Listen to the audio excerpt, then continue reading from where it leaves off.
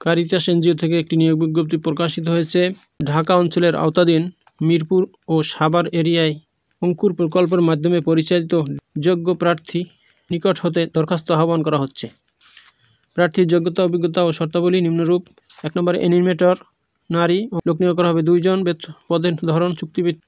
2 নম্বরে এডুকেটর, সংখ্যা 2 জন। 3 নম্বরে কেয়ারগিভার, লোক নিয়োগ করা হবে 1 জন, চুক্তিভিত্তিক।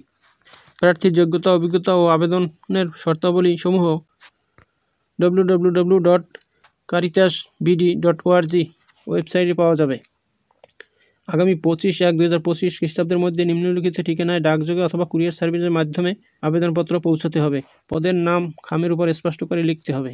আবেদন পাঠানোর ঠিকানা: আঞ্চলিক পরিচালক, কারিতাস, ঢাকা অঞ্চল, SCAD পল্লবী, সেকশন 12, মিরপুর, ঢাকা 1216।